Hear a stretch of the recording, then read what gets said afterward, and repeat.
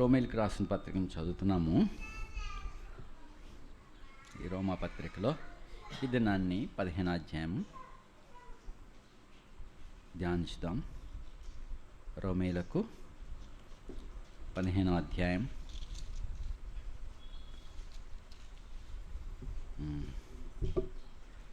కాగా బలవంతులైన మనము మనల్ని మనమే సంతోషపరచుకొనక బలహీనుల దౌర్బల్యమును భరించుటకు బద్ధులమైనాము.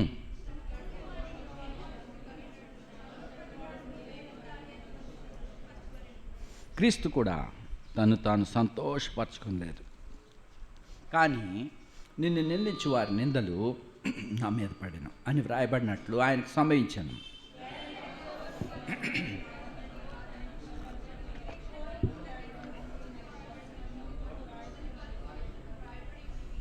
మీరు ఏకభావం గలవారై ఏకక్రియముగా మన ప్రభువైన యేసుక్రీస్తు తండ్రి యొక్క దేవుని మహిమని పరిచ నిమిత్తము క్రీస్తు యేసు చిత్త ప్రకారం ఒకరితో ఒకడు మనసు కలిసిన వారై ఉండినట్లు ఓర్పునకును ఆదరణకను కర్తయగు దేవుడు మీకు అనుగ్రహించును గాక.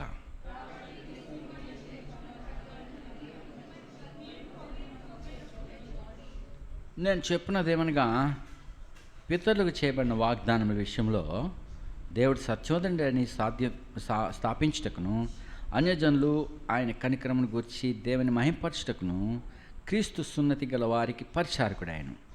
అందు విషయమై ఈ హేతు చేతను అన్యజనుల్లో నేను నిన్ను స్తుతింతును, నీ నామ సంకీర్తనం చేదును అని వ్రాయబడినది.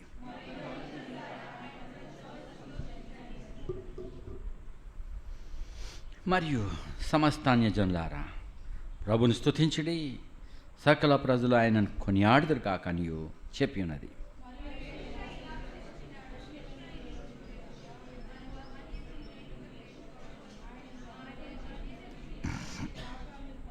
కాగా మీరు పరిశుద్ధాత్మ శక్తిని పొంది విస్తారంగా నిరీక్షణ గలవారగుటకు నిరీక్షణకర్తయగు దేవుడు విశ్వాసం ద్వారా సమస్త ఆనందముతోనూ సమాధానంతోనూ మిమ్మును నింపునుగాక.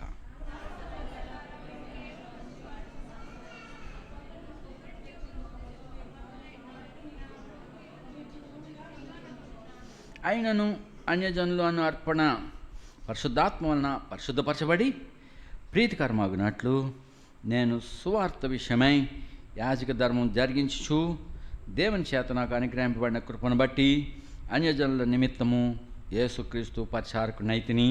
ఇది హేతు చేసుకుని మీకు జ్ఞాపకం చేయవలనని ఉండి ఎక్కువ ధైర్యం కలిగి సంక్షేపముగా మీకు రాయిచున్నాను.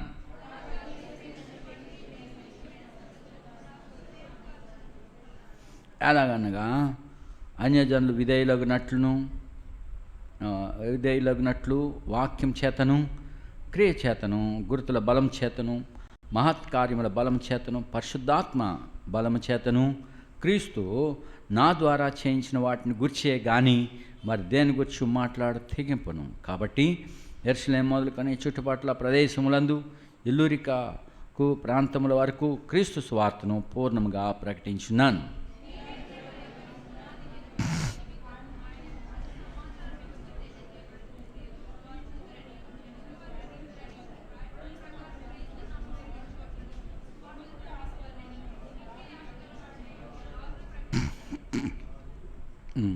ప్రార్థించుతాం. మా ప్రభువా, పరిశుద్ధ గ్రంథమును మాకు ఇచ్చినందుకు వందనాలు. పరిశుద్ధాత్మని మాతో ఉంచినందుకు వందనాలు. ఆదరణకర్తను సత్యస్వరూపి అయిన ఆత్మ మాతో ఎల్లప్పుడూ ఉండటానికి మీరు ఇచ్చినందుకే తండ్రి నీకు వందనాలు. నీ కుమారుని యొక్క మనవిని అంగీకరించి మాతో ఎల్లప్పుడూ ఉండటకై ఆదరణకర్తను మాకు ఇచ్చినందుకు వందనాలు. సత్యస్వరూపి అయిన ఆత్మ ఆయన మాకు బోధించున్నందుకు నీకు వందనాలు. ఈ సమయాన్ని ప్రభా నీ వాసము నాకు మమ్మల్ని తెచ్చుకుంటున్నాము. దేవా, మీరు మమ్మల్ని వాసపరచుకున్నాము. ఈ కొన్ని మాటలు మాకు ఇచ్చి మమ్మల్ని కూరుకోవటమని యేసు ప్రభు నాన్న వేడుకుంటున్నాము తండ్రి, ఆమేన్.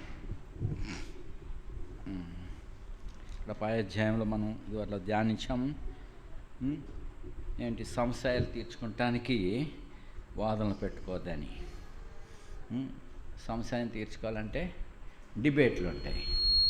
ఈ డిబేట్లు చేసేవాళ్ళు విపరీతంగా వాదిస్తూ ఉంటారు.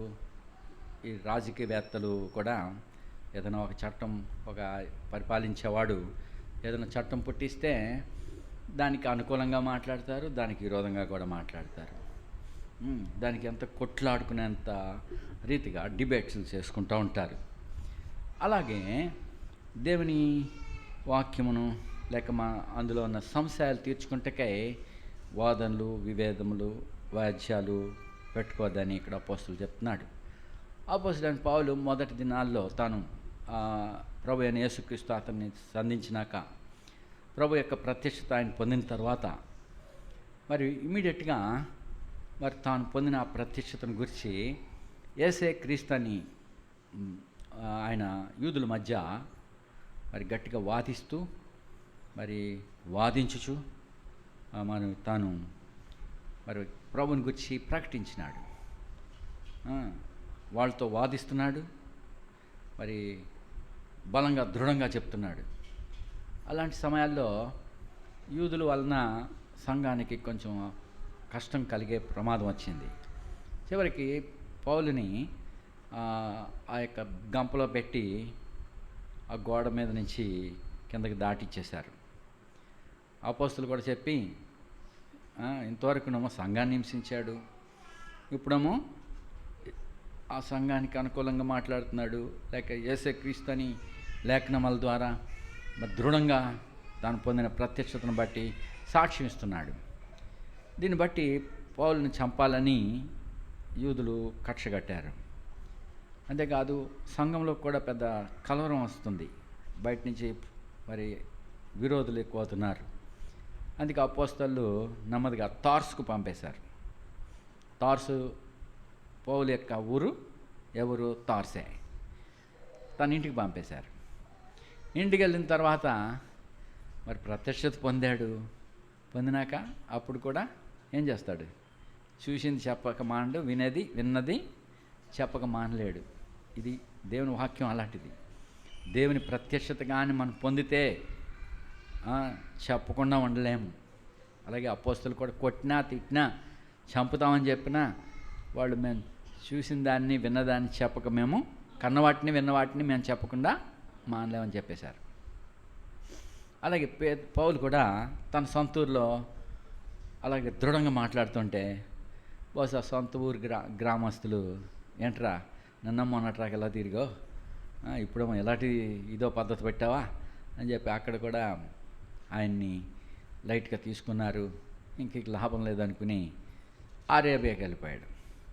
అరేబియాలో మరి దాదాపు 3.5 సంవత్సరాలు అక్కడ ఉండి అక్కడ ప్రభు దగ్గర కనిపెట్టినప్పుడు మరి విశేషంగా ప్రభు యొక్క ప్రత్యక్షత ఆయన పొంది ఉన్నాడు.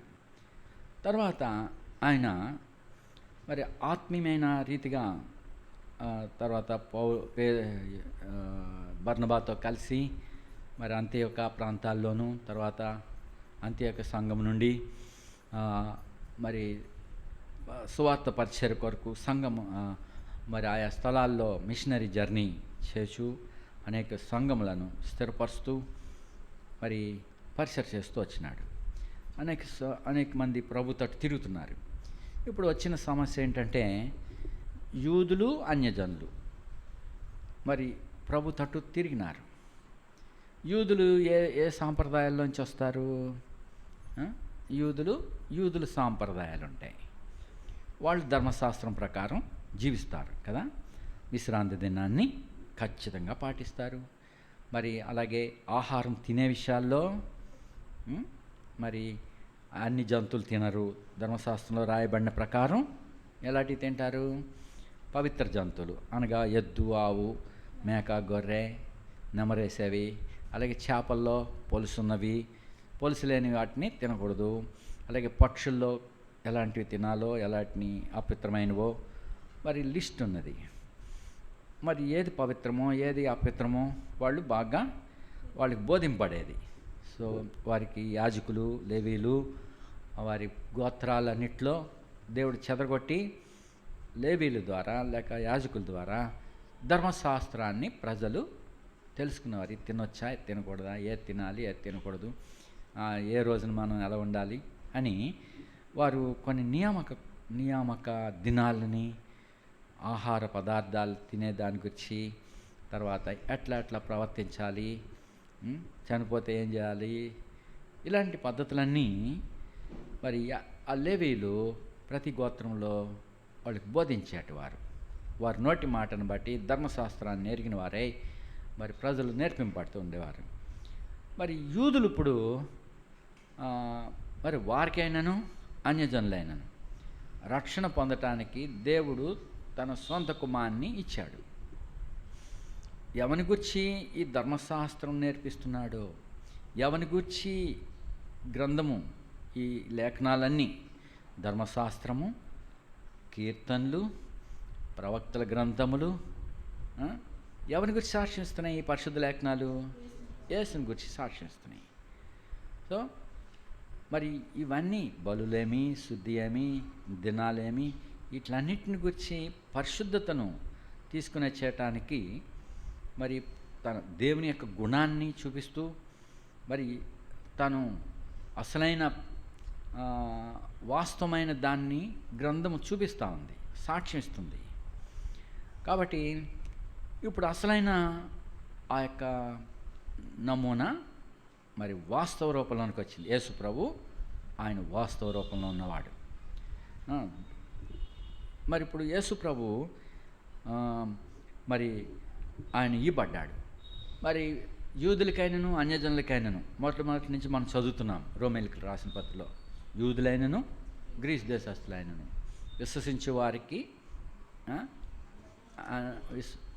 రక్షణ లేక నీతి వారికి అనుగ్రహింపబడుతుందన్న సంగతులు మనం చూస్తూ వచ్చాం కదా. మొదటి అధ్యాయంలో చూడండి, ఇక్కడ గ్రీస్ దేశస్తులు ఉన్నారు, యూదులు ఉన్నారు కదా సంఘంలో. సో ఇక్కడ ఈ రెండింటి మధ్యలో కొన్ని సమస్యలు ఉన్నాయి. చూడండి 14 వచనం, మొదటి అధ్యాయం. గ్రీస్ దేశస్తులకును జ్ఞానులకును మూఢులకును వీళ్ళందరికీ నేను చెప్పవలసి ఉన్నాను. చూడు 16 వచనం, నమ్ము ప్రతివానికి ఫస్ట్ ఛాన్స్ యూదులకి.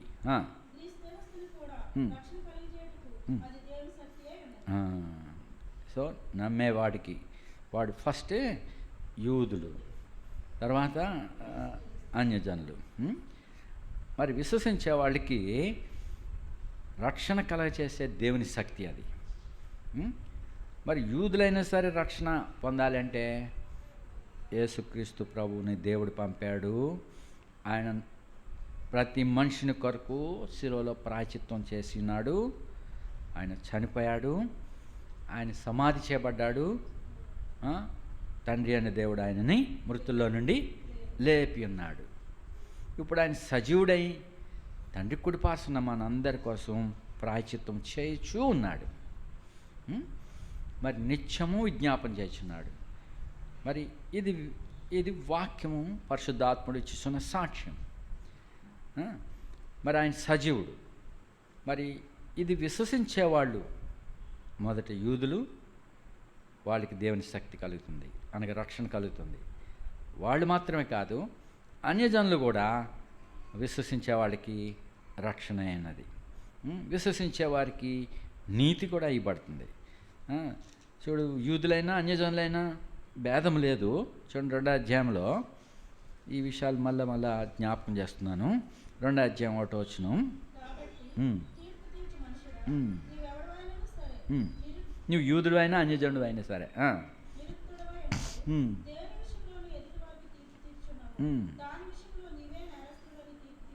సో ఇక్కడ ఈ యూదులేమో అన్యజనుల్ని ద్వేషిస్తూ వీళ్ళు ఇలాంటోళ్ళు అలాంటోళ్ళు సంఘంలోకి వచ్చి చేరారు వీళ్ళు అని వాళ్ళు అనొచ్చు. అలాగే మరి అన్యజనులు యూదులను ద్వేషించవచ్చు. ఏమైనాను నువ్వెవరమైనా సరే, యూదుడు అయినా అన్యజనుడు అయినా, దేని విషయంలో నువ్వు తీర్స్తున్నావో చూసుకో.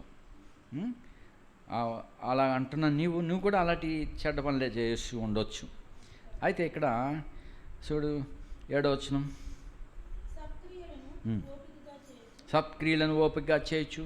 మహిమ ఘనతను మహిమను ఘనతను అక్షయతను అక్షయతను వెదుకు వారికి నిత్య జీవనిచ్చును. అయితే భేదములు పుట్టించి ఆ. సత్యములకు లోబడక ఆ. దుర్నీతికి లోబడి వారు అయితే భేదములు పుట్టించి సత్యమునకు లోబడక. దుర్నీతికి లోబడి వారు సో భేదములు, దేనికి భేదాలు? వీడు యూదుడు, వీడు అన్యజనుడు, గ్రీస్ దేశస్తుడు. గ్రీస్ దేశస్తుడు అంటే అన్యజనులు. మరి అన్యజనుల్లో కూడా భాషలు ఉన్నాయి. అనేక భాషలు మాట్లాడేవారు, అనేక జనాలు, అనేక వంశాలు, జాతులు ఇలా ఉన్నాయి కదా. మరి సంఘంలోనికి వీళ్ళందరూ వచ్చారు. మరి ఇప్పుడు భేదాలు రావచ్చు. వీళ్ళు ఎలాగ మాట్లాడుతున్నారు, వీళ్ళు ఎలా మాట్లాడుతున్నారు. తర్వాత అభిప్రాయాలు కూడా వేరువేరుగా ఉంటాయి. ఒక మాటకి అభిప్రాయాలు కూడా వేరువేరుగా ఉంటాయి. అందుకనే ఇక్కడ ఏం చెప్తున్నాడు? భేదములు పుట్టించి సత్యమునకు లోబడక దుర్నీతికి లోబడి వారి మీదికి దేవుని ఉగ్రతయు రౌద్రం వచ్చును.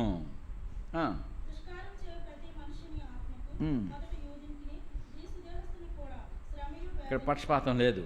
యూదుడని పక్షపాతం లేదు, అన్యజనుడని పక్షపాతం లేదు.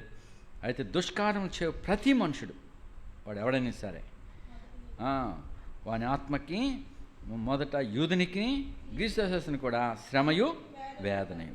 అలాగే సత్క్రియ చేసేవారు మొదట యూదునికి గ్రీసు దేశస్థునికి కూడా మహిమయు ఘనతయు సమాధానము కలుగును. దేవునికి పక్షపాతం లేదు. దేవునికి పక్షపాతము లేదు.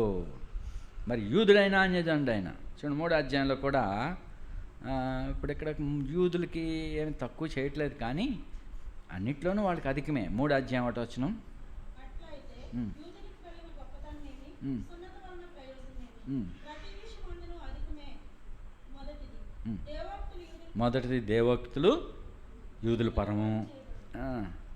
కొందరు అవిశ్వాసులైననేమి, వారు అవిశ్వాసులైనందున దేవుడు నమ్మదగిన వాడు కాకపోయినా అట్లా అన్నారు. సో యూదుల్ని విమర్శించడానికి ఇక్కడ తెగించట్లేదు. ఆ మాట అనకూడదు అంటున్నాడు. యూదులు ఇవన్నీ యూదులవే, లేఖనాలు వారివి, వాగ్దానాలు వారివి, పితరుల వారు, దేవుడు వారివాడు, అన్నిట్లో వాళ్ళకి గొప్పతనం ఉన్నది. అయినా కానీ యేసుక్రీస్తునందులు విశ్వాసం చేయి. ఇప్పుడు చివరికి నీతిమంతుడు లేడు, ఒక్కడు లేడు. అందరు పాపం చేసి, యూదుడైనా అన్యజనులైనా సరే, వాళ్ళు వాగ్దానాలు పొందిన వారే, దేవుని ఏర్పాట్లు ఉన్నవారే, మరి పితరులు వారు సంతానమే. అయినా కానీ మరి యూదులైనా అన్యజనులైనా ఏ భేదం లేదు. చూడు 23వ వచనం 20. ఏ భేదం లేదు. అందరిను పాపం చేసి దేవుడు అనుగ్రహించు మహిమను పొందలేక ఎవరైనా సరే అందరూ తప్పోయారు, దేవుని మహిమను అందుకోలేకపోతున్నారు. అయితే 22వ వచనం, అది క్రీస్తు యేసునందు విశ్వాసము క్రీస్తు యేసునందు విశ్వాసం మూలమైనదై నమ్మువారందరికీ కలుగు దేవుని నీతియే యేసుక్రీస్తునందు విశ్వాసం ద్వారా ఆయన విశ్వాసం ఉంచేవారందరికీ నీతిమంతులుగా చేయబడుతున్నారు. మరి క్రీస్తు చూడండి ఇక్కడ 24 కూడా, కాబట్టి నమ్మువారు ఆయన కృపచేతనే క్రీస్తు క్రీస్తు యేసునందలి విమోచనము ద్వారా ఉచితముగా నీతిమంతులుగా తీర్చబడుచున్నారు. సో నీతిమంతులుగా చేయబడటానికి యేసుక్రీస్తునందలి విమోచన ద్వారానే, అనగా ఆయన యందు విశ్వాసం ఉంచేవారే విమోచించబడి నీతిమంతులుగా తీర్చబడుతున్నారు. ఇది అన్యజనులైనా యూదులైనా ఆయన అందరి కొరకు ప్రాయచిత్తంగా ఇవ్వబడ్డాడు. ఇప్పుడు ఈ 14 అధ్యాయాలు మనం చూసాము. ఏంటి? యూదులము ప్రతిష్ఠితమైనవి పరిశుద్ధమైన ఆహారం తింటారు, మరి అన్యజనులము ఏది పడితే అది తినేస్తారు. పంది తింటారు, ఒంటి తింటారు, ఇంకేం తింటారు, కుందేలు తింటారు. ఏం తప్ప? కుందేలు తింటాము, ఇంకా ఒంటి మాంసం తింటారు, ఇంకేం మాంసం తింటారు, పంది మాంసం తింటారు. ఇంకా ఇవన్నీ యూదులకి నచ్చవు. ఎందుకంటే వాళ్ళు పెంచబడినది, వాళ్ళు చేయబడినది మరి నిష్ట కలిగిన వారు. అంతేకాదు సున్నతి పొందని వారిని గురించి చాలా కోపం. దావీదు ఏమన్నాడు తెలుసా? ఎంత సూర్యుడైనా, ఎంత పరాక్రమైనా, బాబాయ్ ఆడి ఎంత ఎత్తున్నాడు, ఎంత బలం ఉంది, ఎంత కసరత్తు చేశాడు వాడు అని చెప్పి ఇశ్రాయేలీలు అందరూ ఒక్క యోధుడు కూడా ముందుకు రాలే. వాడి ఎత్తు, వాని యొక్క బలము, వాని కరసాధనము, వాని యొక్క మాటలు ఇవన్నీ చూస్తున్నారు, కానీ వాడిని ఎదుర్కొంటకి శక్తి ఎవరికి లేకపోయాను. దాదాపుగా 40 రోజులు టెస్టింగ్ టైం. 6 రోజుల్లో ఒక్కడు కూడా ముందుకు రాలేదు. అలాంటి టైంలో పిల్లోడు వచ్చాడు. ఏమన్నాడు? సున్నతి లేని వాడు ఏం ప్రాలుకుతున్నాడు వాడు? జీవం గల దేవుని తిరస్కరించడానికి వీడెవడు సున్నతి లేనివాడు? బాగా అన్నాడు. సో అంత కోపం. వాడి ఎత్తు, వాని యొక్క ప్రగల్భాలు, వాని యొక్క అతిశయాలు, వాని యొక్క యుద్ధాయుధాలు, వాని యొక్క కరసాధనాలు అన్నీ అతని గొప్పగా అనిపించాయి. వాడు సున్నతి పొందలేనివాడు. వాడు దేవుని బిడ్డ కాదు అని చెప్పి ధైర్యంగా మరి ప్రభుని బట్టి బలం తెచ్చుకున్నాడు దావీదు. ఎక్కడికి నా తలంపు మరి సున్నతి లేని వారిని గురించి సౌలు సైతం సున్నతి లేని వాడి చేతిలో నేను చచ్చిపోవటమా, ఆయుధాలు మోయేవాడితో అన్నాడు, ఆ సున్నతి లేని ఫిలిష్తీయులతో నేను చావటమా, నన్ను నువ్వే చంపాయని చెప్పి అడిగాడు. ఎనివే అంత కోపం. సున్నతి లేనివారు అనబడిన మీరు అన్యజనులు, దేవుడు లేనివారు, పరాయి వాళ్ళు, దేవునికి దూరస్తులు, అలాంటి వాళ్ళైన మిమ్మల్ని కూడా క్రీస్తు రక్తం ద్వారా ఏం చేశాడు? సమీపస్తులు, దగ్గరగా చేశాడు. ఎవరి కొరకు యేసుప్రభు చచ్చిపోయాడు? ఇంత క్రైమ్ ఎందుకు ఎవరి కోసం చెల్లించాడు? అన్యజనుల కొరకు కూడా, యూదుల కొరకు మాత్రమే కాదు. దేవుని యొక్క ఆశీర్వాదాలు, అబ్రహాము మీద ఇవ్వబడిన ఆశీర్వాదం కేవలం అబ్రహాం కొరకు మాత్రం కాదు. నీవు ఆశీర్వాదంగా ఉంటావు, నీ మూలముగాను, నీ సంతానం మూలముగాను భూలోకంలోని సమస్త వంశములు ఆశీర్వదింపబడతారు, నీ ద్వారా, నీ సంతానం ద్వారా. సో భూలోకంలోని సమస్త వంశములు ఆస్వాదించబడ్డకు దేవుడు అబ్రహాములో ఆ ఆశీర్వాదం ఉంచాడు. కాబట్టి అబ్రహాం సంతానము మరి అనేక యూదులు ఉన్నారు, వాళ్ళందరూ యూదులని చెప్పబడుతున్నారు. కానీ ప్రభు ఏమన్నాడు? తను నమ్మిన యూదులేనంట. ప్రభు ఏమన్నాడు వాళ్ళని? తను నమ్మిన యూదులు, మీరు సత్యమును అంటారు 8వ అధ్యాయం, అది యోహాను సువార్త. వీళ్ళు యూదులే, అబ్రహాం సంతానమే, కానీ ప్రభు ఏమన్నాడంటే మీరు మీ తండ్రి అయిన అపవాది అన్నాడు, అపవాది సంతానం అన్నాడు. 8వ అధ్యాయంలో చూడండి, యోహాను సువార్త 31వ వచనం.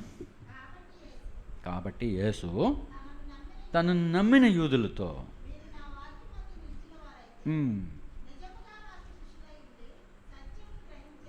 ఎవరు? ఏ యూదులు వీళ్ళు? యేసు ప్రభువుని నమ్మినట్టు యూదులే. ఏమని విశ్వసించారు? చాలామంది యేసు ప్రభువుని ఈ రోజుల్లో నమ్మారు. చెప్పులు లేకుండా నడుచుకుంటూ వెళ్తూ ఉంటారు. యేసు ప్రభువుని నమ్ముకుని ఆయన దగ్గరికి వెళ్తే, ఆ గుడికి ఆ 7 వారాలు వెళ్తే స్వస్థత వస్తుంది, అనుకున్న కోరిక నెరవేరుతుంది. పెళ్ళి కాని వాళ్ళు పెళ్ళి అవ్వాలని 40 వారాలు 7 వారాలు నడిచి వెళ్తారట అని విన్నాను నేను. కొద్దిమంది మన దగ్గర నుంచి కూడా వెళ్ళారని విన్నాను నేను.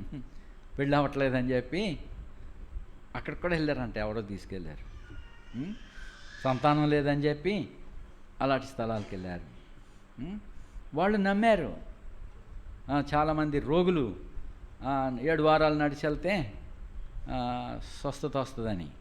మేము ఎవరు తెల్లపూడిలో ఒకసారి సువార్త పరిచయం చేసినప్పుడు మరి ఒక ఆసామి ఆ ఎంట్రన్స్లో ఆసామి ఆయన రమ్మని చెప్పని చెప్పి మమ్మల్ని పిలిపించాడు.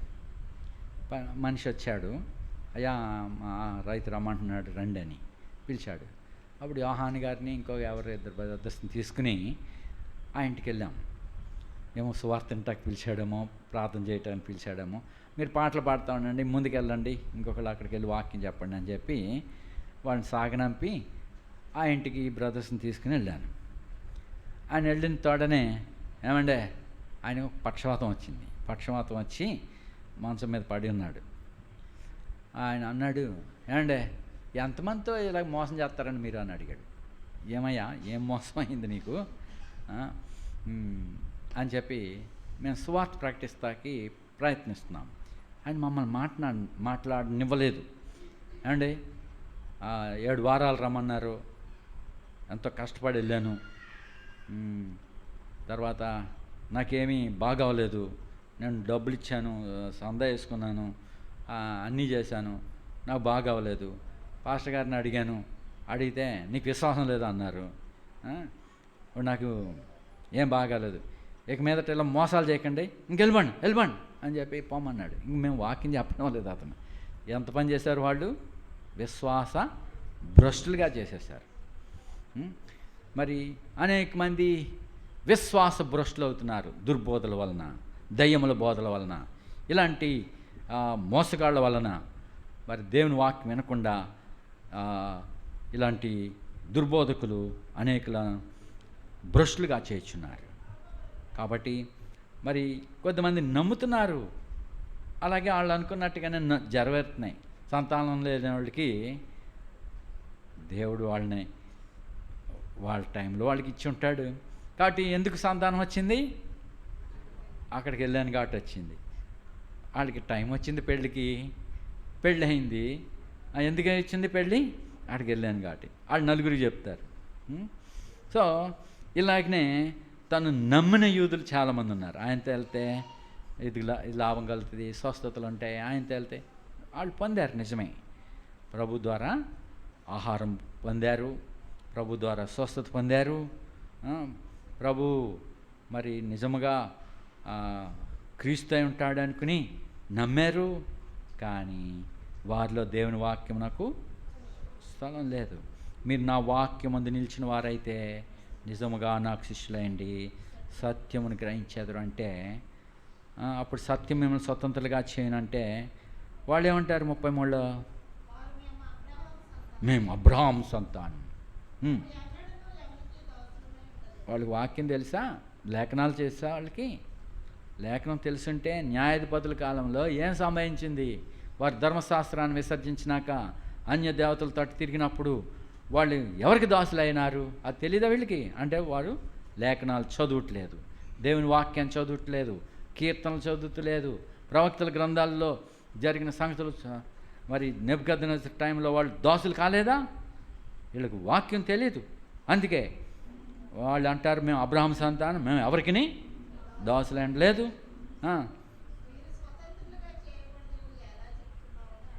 ఆయనతో నేను అప్పుడు ప్రభు వివరణ ఇచ్చినాడు. ప్రభు వాదన పెట్టుకోడు, అయినా ప్రభు చెప్పాడు, పాపం చే ప్రతివాడు పాపం నాకు దాసుడే అని నిశ్చయంగా చెప్తున్నాను అన్నాడు. అయితే మరి మీరు కుమారుడు స్వతంత్రులుగా చేస్తే మీరు స్వతంత్రులే అంటారు. అయితే ప్రభు ఏమన్నాడు 37లో? నాకు తెలుసు,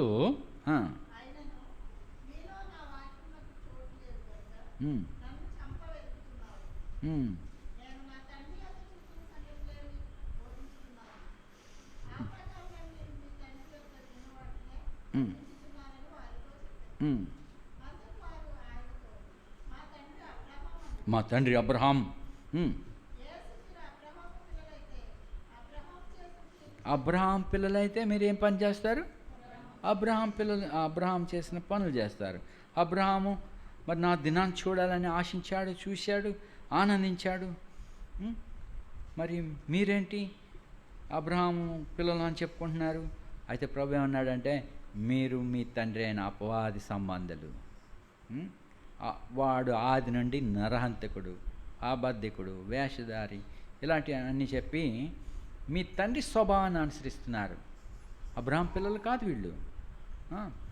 అలాగా ప్రభు చెప్తామంటే వాళ్ళు యాక్సెప్ట్ చేయలేదు. అంతేకాదు రాళ్ళు తీసి కొడతామని ఆ దేవాలయంలోనే కొట్టి చంపుదామని చూశారు. మరి ఇలాంటి వారు అబ్రహాం పిల్లల, వారు అబ్రహాం సంతానమైనంత మాత్రమున వారు అబ్రహాం పిల్లలు కారు కదా. అయినా అపోస్తలుడైన పౌలు వారిని ఎక్కడ తక్కువ చేయట్లేదు. అట్లని రాదు వాళ్ళని గురించి విమర్శించడానికి ఆయనకి ఇష్టం లేదు. నా శరీర ప్రకారమైన నా రక్త సంబంధాలకు వచ్చి నాకు ఆసక్తి ఉంది అంటున్నాడు. వారు మారు మనసు పొందాలని ప్రేమ కలిగి ఉన్నాడు. కానీ వారు మరి అన్యజనులు కూడా మరి సంఘములో మరి క్రీస్తు యేసు రక్తం ద్వారా దగ్గర వారు కూడా యూదులతో పాటు సమాన వారసులు అని చెప్తే వాళ్ళు అంగీకరించట్లేదు. అటు యూదులకి విరోధిగా ఉన్నాడు, ఇటు అన్యజనులు కూడా రక్షణ గురించి చెప్తుంటే వాళ్ళు కూడా తృణీకరించారు. పౌలుని చంపాలని అనేక స్థలాల్లో చూశారు. సో మరి దేవుని యొక్క వార్తను, ప్రేమను అనేకులు తృణీకరించినారు. మరి ఇప్పుడు సంఘంలో చేర్చబడిన యూదులు, అన్యజనులు మళ్ళీ వాళ్ళకి కూడా ఏక మనసు లేదు. మరి ఇప్పుడు అపోస్తలుడైన పౌలు ఈ సంఘములలో పరిచయం చేస్తున్నప్పుడు మరి అనేక గుణలక్షణాలు కలిగిన ప్రజలు సంఘంలోనికి వచ్చారు. చూడండి, ఈ ప్రత్యక్షతను గురించి పౌలుకు కూడా మరి ఆకాశం నుండి దుప్పటి ఒకటి దిగింది కదా. ఆయన నిష్టగల యూదుడు, అన్యజనుల దగ్గర తిండు తాగడం. ఇప్పుడు అతన్ని వంచాలంటే ప్రభు ఏం చేశాడు? అటు మా కొర్నేలిని సిద్ధం చేశాడు, ఇక్కడేమో పేతురుని కూడా సిద్ధం చేస్తున్నాడు. వంట అవ్వలేదు కావాలి, అందరూ మీటింగ్లో కూర్చొని వంట చేయలేదేమో. వాళ్ళు సిద్ధపరుస్తుండగా పేతురు మిద్దె మీద ఉండి ప్రార్థన చేస్తూ ఉన్నాడు. మరి షుగర్ డౌన్ అయిందో లేకపోతే ఏమైందో పెయింట్ అయిపోయాడు. అప్పుడు ఒక దర్శనం వచ్చింది. ఆకాశం నుండి 4 చెంగులతోటి ఒక దుప్పటి పైనుండి దిగింది. పేతురు వీటిని చంపు తినే అన్నాడు. అందులో ఉన్నాయేంటి?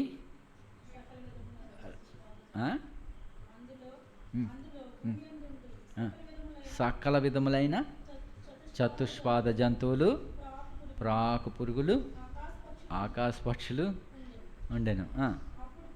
పేతురు నువ్వు లేచి చంపుకు తినుమని ఓ స్వరం వినపడింది.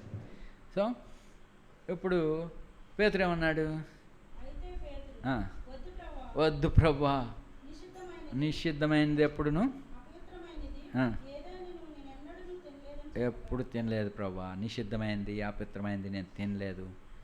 ఈ సకల విధములైన పక్షులు, సకల విధములైన ప్రాకు పురుగులు, జంతువులు ఇవన్నీ ఉన్నాయి, వీటిని నేను తినమంటున్నాడు ప్రభు. ప్రభు ఏమన్నాడు పైనుండి?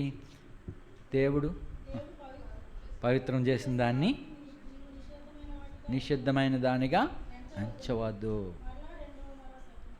అలాగే ఎన్నిసార్లు అయింది? 3 సార్లు అలాగే అయింది.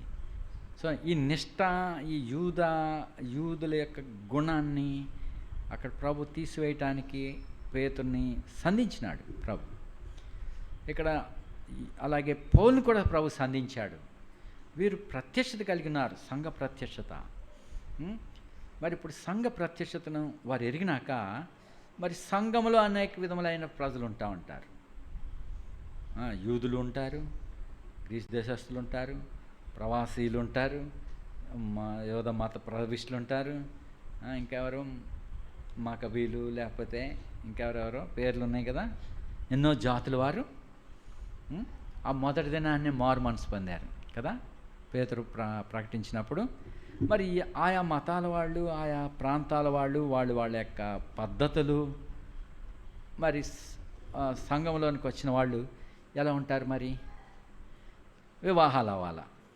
వివాహాలు అయినప్పుడు హిందూ మతంలో నుంచి వచ్చిన వాళ్ళు ఏం కోరుకుంటారు? పరిశుద్ధ వివాహంకి వస్తే చెప్పండి, పిల్లని చూసి రావాలి, పిల్లని చూశాక ప్రదానం చేయాలి. ప్రదానం చేసినప్పుడు 7 స్త్రీలు వచ్చి 7 5 మొత్తం 5 అట్లా ఐదుగురు ముత్తైదులు వచ్చి వాళ్ళ చుట్టూ ఆ పిల్ల చుట్టూ తిరిగి పసుపు తాళ్ళు వేసి 7 ముళ్ళు వేసి ఆ పిల్లని పసుపులతో ముంచెత్తుతారు. అది అయిపోయాక సరసాలు వేస్తారు, పేడ జల్లుకుంటారు. సో ఇవన్నీ ఏంటి, ఎక్కడి నుంచి వచ్చినాయి? మరి క్రైస్తవులు ఏం చేస్తున్నారు చెప్పండి? వాళ్ళు కూడా ఇప్పుడు ఎందులోంచి వచ్చారు? వీళ్ళు హిందూ మతంలోంచి క్రైస్తత్వంలోకి వచ్చాక, లేక ఈ సరసాలు కావాలి, ఇటు దేవుడి వాక్యం కావాలా? ఇది ఇలా చేస్తుంటే అచ్చ క్రైస్తువులు నాలాటోడు, నేను పుట్టిదాటికి మా అమ్మ నాన్న వాళ్ళు పూర్తిగా ప్రభు బలంలో ఉన్నారు. ఎందుకంటే దైవజనులు అలాగా వారిని ప్రభులోనికి నడిపించారు. మా అమ్మ ప్రభుని నమ్మినాక మరి అన్నీ అన్యమైనవన్నీ తీసి పాడేసింది. నేను బాగా చిన్నవాడిగా ఉన్నప్పుడు, అంటే నేను వాళ్ళు మారు మనసు పొందాక 3 సంవత్సరాల తర్వాత పుట్టాను. నాకు ఊహ వచ్చేసరికి కనీసం 2 సంవత్సరాలు అయి ఉంటాయి, 3. అంటే అప్పుడు ప్రభులో వారికి 5 సంవత్సరాలు ఉంటాయి. ఆ సమయానికి మా అమ్మ నొసట నేను ఎప్పుడు బొట్టు చూడలేదు. ఆమె మెడలో మరి అన్య సంబంధమైన ఆభరణాలు చూడలేదు. ఇంటిలో ఈ గడపలకి ఈ పసుపు బొట్లు పెట్టడం ఇవన్నీ చూడలేదు. అంతేకాకుండా రైతుల దగ్గర ఈ కుంకుడికాయలు కొనేవాళ్ళు, తర్వాత కందులు కొనేవాళ్ళు, వ్యాపారస్తులు కందులు కొంటాం, కుంకుడికాయలు కొంటాం అని గట్టి శబ్దంతో సైకిల్ మీద వచ్చి తిరుగుతూ ఉంటారు కదా. ఎందుకంటే మాకు కూడా 2-3 ట్రాక్టర్ల నిండా ఈ కుంకుడికాయలు చెట్లు గరువులో ఉండేవి. ఆ చెట్లు బాగా కాయలు కాసేవి, కుంకుడికాయలు. అవన్నీ ఆరబెట్టేవారు. తర్వాత కుంకుడికాయలు కొంటామని వచ్చినవాడు మా అమ్మ అమ్మేది. అప్పుడు నాకు ఊహ వచ్చింది. ఆ టైంలో వాళ్ళు అడుగుతున్నారు, అమ్మ మరి ఏ సూచనలు కనపడలేదు, పెళ్ళైన బొట్టు లేదు, మరి ఏమీ లేదు, ఈ పూసల తాళ్ళు లేవు. అయితే సామాన్యమైన వేరే గొలుసు వేసుకునేది. అయితే వాడు అడిగాడు ఆ వ్యాపారి, అమ్మ యజమాని లేడా? ఉన్నారండి, ఉన్నారు.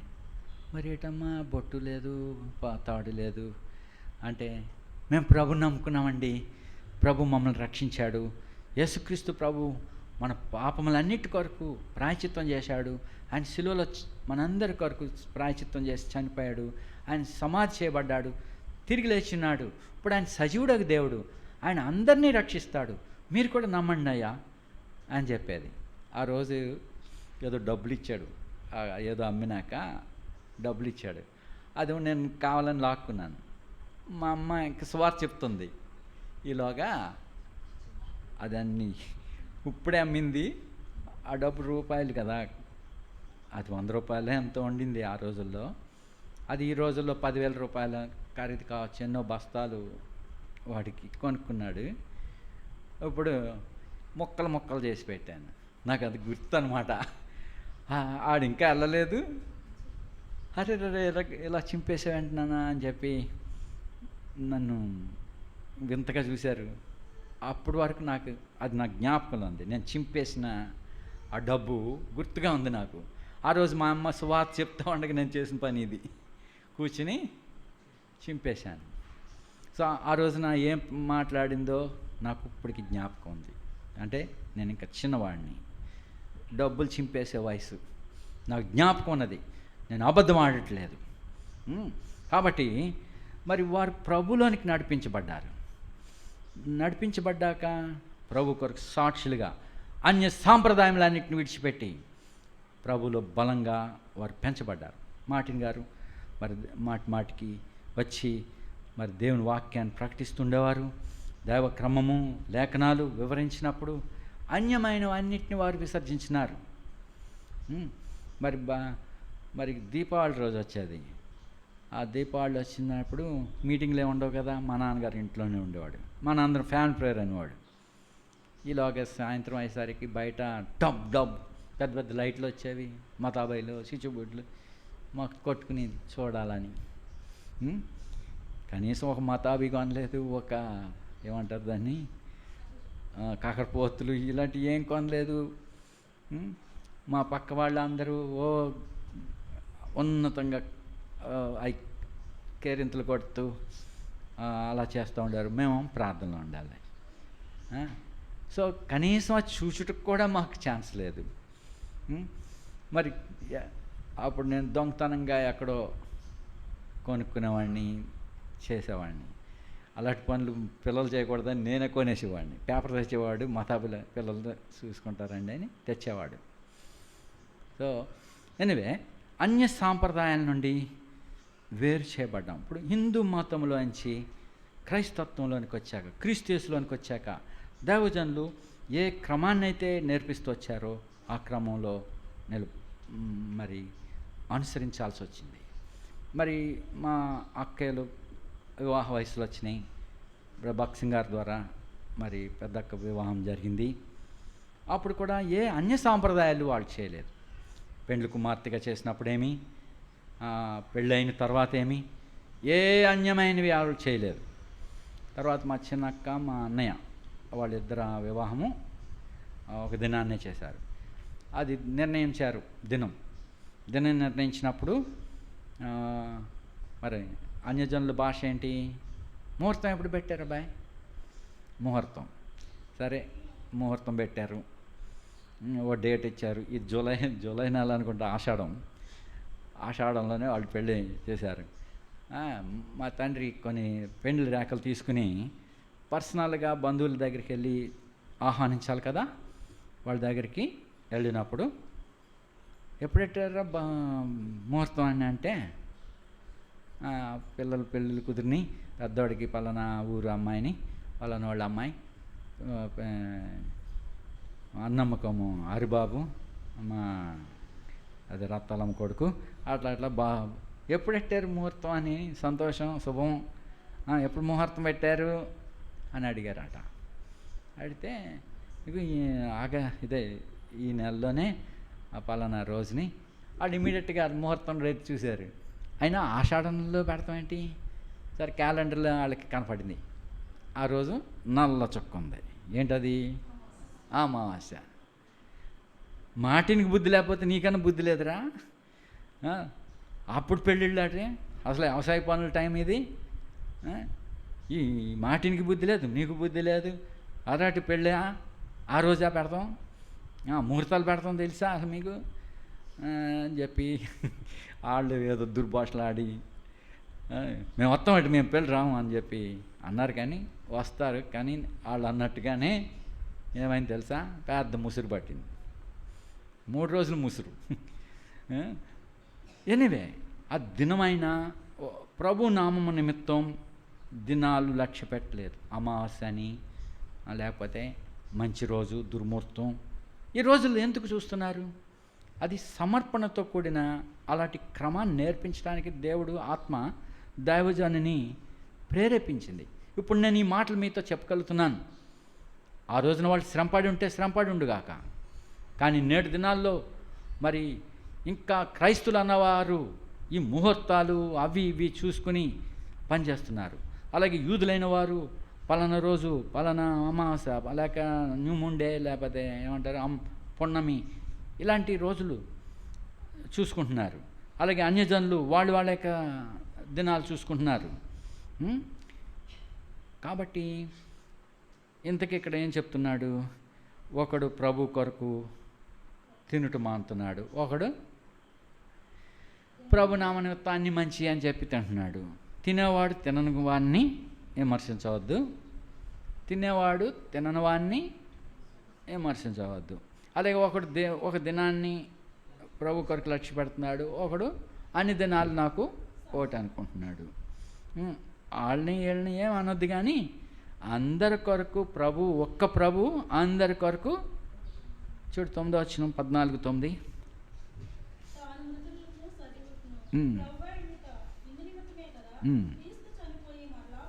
సో ఎవరి కోసం చనిపోయాడు ఆయన? అందరి కొరకు. శిలువలో చనిపోతూ కూడా, ఆ శిలువలో శ్రమ పడుతూ కూడా, నీ నామమును నా సహోదరులకు చెప్తాను. సకల జనులు గురించి సిలువలో సైతం ప్రభు మాట్లాడినాడు. చూడండి 22వ కీర్తనలో అన్యజనులను కూడా, కేవలం యూదుల కొరకు మాత్రమే కాదు. 22వ కీర్తన, ఇది గొర్రెపిల్ల కీర్తన. మోషే కీర్తన 15, నిర్గమాకాండం 15. అయితే గొర్రెపిల్ల కీర్తన ఏది? 22వ కీర్తన. ఈ 22వ కీర్తనలో ప్రభు సిలువలో పలుకుతున్న మాటలు ఇవి.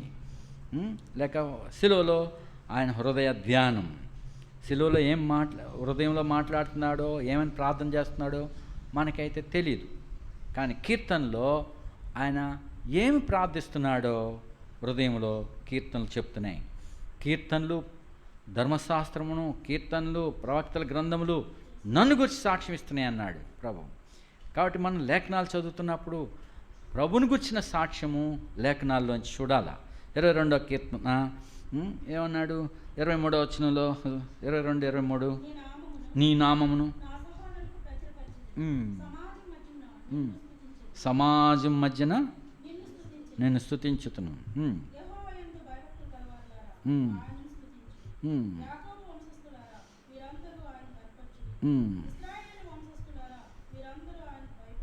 మీరందరూ ఆయనకు భయపడుడి.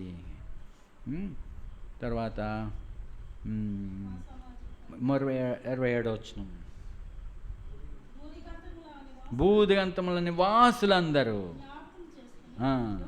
యెహోవా తట్టు తిరిగెదరు, అన్యజనుల వంశస్థులందరూ. ఎక్కడ పలుకుతున్నాడు ఈ మాటలు? సిలువలో. సో అన్యజనుల వంశస్థులందరూ కూడా మరి దేవుని సన్నిధికి వచ్చి ఆరాధించువారుగా చేయబడతారని సిలువలో పలుకుతున్నాడు ప్రభు. భూదిగంతుల నివాసులందరి కొరకు ఆ ప్రాయశ్చిత్తం చేస్తున్నాడు. ప్రతి మనిషిని కొరకు ఆయన ప్రాయశ్చిత్తం చేశాడు. ఇప్పుడు లోపలికి సంఘంలోనికి వచ్చిన అన్యజనులేని యూదులేమి తీర్పు తీర్చడానికి, వాదనలు పెట్టుకోవటానికి కాదు. ఎందుకంటే సంఘం లోపలికి వచ్చినప్పుడు మరి మొట్టమొదట దినాల్లో పౌలు ఇంకా ప్రభునందు ఒక శిశువుగా ఉన్నాడు, లేక ఒక యవనస్తుడిగా మాట్లాడుతున్నాడు, చిన్నవాడిగా మాట్లాడాడు. అందుకే వాదనలు పెట్టుకున్నాడు, మరి సమస్యలు తెచ్చుకున్నాడు. అవన్నీ లాభం లేదనుకున్నాడు. చివరికి తిమోతితో చెప్తున్నాడు, విపరీతమైన వాదనలకు దూరంగా ఉండు. ముందు ఆయన వాదనలు గుండా వెళ్ళాడు. ఇప్పుడు పెద్దోడయ్యాక ఏం చెప్తున్నాడు? ఒక తండ్రిలాగా అయ్యాడు. అనేక బోధకులు ఉన్నారు, అనేక బ్రదర్స్ ఉన్నారు సంఘంలో. కానీ సంఘంలో అపోస్తలుడైన పౌలు ఎట్లా ఉన్నాడు? ఒక తండ్రి లాంటి వాడిగా ఉన్నాడు. స్తన్యమిచ్చు తల్లి వలెను, అలాగే గారాభం చేసే తండ్రిని గాను సంఘంలో ఒక ఒక ఒక ఏమన్నాడు? ఒక తండ్రిలాగా ఉన్నాడు ఆయన. మరి ఇప్పుడు ఇదివరకు అన్నాడు ప్రేమను గురించి, అనగా యేసు ప్రభువుని గురించి వర్ణిస్తూ దేవుడు ప్రేమే ఉన్నాడు కదా, గాడ్ ఈజ్ లవ్. ప్రేమ ఎలా ఉన్నది అది వివరించాడు 13వ అధ్యాయంలో కొరింథీలో. ప్రేమ ఎట్లా ఉంటుందో గుణాలన్నీ, దీర్ఘశాలం సహిస్తుంది, ప్రేమ దమ్మగా మాట్లాడదు, ఉప్పొంగదు, మర్యాదగా మాట్లాడదు, అట్లా అట్లా అన్నీ చెప్పి ఇప్పుడు అన్నిటినీ సహించుకుంటుంది, అది ఇది అని అంటున్నాడు. ఇదివరలో స్టార్టింగ్లో రోషంగా మాట్లాడాడు, నోరు మూయించేసేవాడు, వాదనలు పెట్టుకునేవాడు. ఇప్పుడేమంటాడు? నేను చిన్నవాడిని ఏంటిని చిన్నవాడిగా మాట్లాడాను, ఇప్పుడు పెద్దవాడిని అయ్యాను, చిన్నవాడిని చేష్టలు మానేశాను. ఇప్పుడు ప్రేమతో నిండి ఉన్నాడు. ఇప్పుడు యూదులతో ఎలా ఉన్నాడు? అన్యజనుల కొరకు కూడా ఆయన, మరి అన్యజనుల కొరకు అపోస్తలుడిగా ఉన్నాడు ఇప్పుడు పౌలు. మరి అనేక మందికి రాస్తున్నాడు. కొరింథీలో ఉన్న వారికేమి, ఎఫెస్లో ఉన్న వారికేమి, కొలస్సులో ఉన్న వారికేమి, మరి అలాగే యవనస్తులైన సేవకులు ఎఫెస్లో ఉన్న తిమోతికి, అలాగే తీతుకి, వాళ్ళకి రాస్తున్నాడు. అబ్బాయి ఎక్కడ వాదనలు పెట్టుకోవద్దు, మరి జ్ఞానం అని చెప్పబడే వాటికి చూడు తిమోతిలో, తిమోతికి, ఓ తిమోతి నీ అప్పగింపబడిన పరిసర జాగ్రత్త. 1 తిమోతి 6:20. ఓ తిమోతి,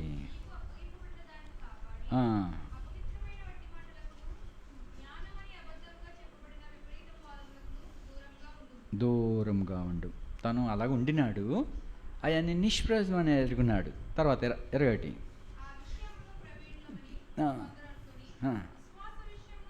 విశ్వాస విషయంలో తప్పిపోయి. సో కాబట్టి అలాంటి వాదనలకి, అలాంటి అపవిత్రమైన మాటలకి, అలాంటి వాదనలకి ఏం చెప్పమన్నాడు? దూరంగా ఉండు. జ్ఞానమని అబద్ధంగా చెప్తున్నారు. ఆ టెలిస్కోప్లో ఇలా దేవదూత ఉన్నాడు, లేకపోతే అలాగే ఇలాగా చెప్పి ఏవో చెప్తా ఉంటారు. ఇలాంటి వాదనలకి, ఇలాంటి అబద్ధ సైన్సెస్కి దూరంగా ఉండి అన్నాడు. మరి తీతుకు కూడా ఆయన హెచ్చరిక చేశాడు. తీతుకు 3:9 అవివేక తర్కములను, వంశావళులను, కలహములను, ధర్మశాస్త్రానికి వచ్చిన వివాదములను. సో వాదించాడు, ఇప్పుడు తెలుసుకున్నాడు అవి నిష్ప్రయోజనమును వ్యర్థమునైనవి కనుక అలాంటి వాటికి దూరంగా ఉండు. తర్వాత 10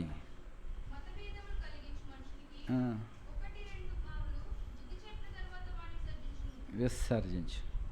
సో బుద్ధి చెప్పు, గద్దించు, లేకపోతే ఏనకపోతే విసర్జించు అనే మాట ఏమన్నాడు ఇంగ్లీష్లో? ఏంటి? Reject him. కొన్నిసార్లు దూరంగా ఉండు, కొన్నిసార్లు వారిని దూరంగా ఉండు. కొద్దిమందికి దూరంగా ఉండు, కొద్దిమందిని ఏం చెప్పాడు? వారిని విడిచిపెట్టి దూరంగా ఉండు అన్నాడు. అంటే వారిలోంచి తొలగిపోమన్నాడు. తొలగిపోమంటే నేను ఎప్పుడు ఇది ఎంతగా చెప్పకూడదు అనుకుంటాను, అది వచ్చేస్తుంది. ఏంటిది? తెగులు. ఎవరి దగ్గర ఉండకూడదు అన్నాడు? దాతాను అభిరాములు ఉన్నాడు. అక్కడ నిడదల్లో ఏదో మాట చెప్పకపోతే అంకుల్ ఏం చెప్తాడో వాళ్ళు చెప్పేస్తున్నారు. దాతాను అభిరాముల గురించి చెప్తాడు ఆయన అన్నాడంట ఒక చిన్నోడు. నేను అదే చెప్పాను, మరి ఏం చేయను? కాబట్టి ఇప్పుడు కూడా చెప్తున్నాను, దాతాను అభిరాముల నివాసములకు నివాసాల దగ్గర నుండి తొలగిపోండి. అక్కడ ఉంటే ఏమవుతుంది? తెగులు వస్తుందా? ఏమైంది దాతాను అభిరాములకి? భూమి నెరవిడ్చి మింగేసింది. వాళ్ళలోంచి తొలగిపో. అక్కడుంటే ఏమవుతుంది? మనం కూడా భూమిలోకి, పాతాళంలోకి వెళ్ళిపోతాం. అలాగే అపహాసకులు కూర్చుండు చోట కూర్చుండవద్దు. దుష్టుల ఆలోచన చొప్పున నడవకు. అపహాసకులు కూర్చుండు చోట నిలవద్దు, కూర్చోవద్దు. పాపుల మార్గమున వద్దు, అక్కడ ఉండకూడదు. ఉంటేమవుతుంది?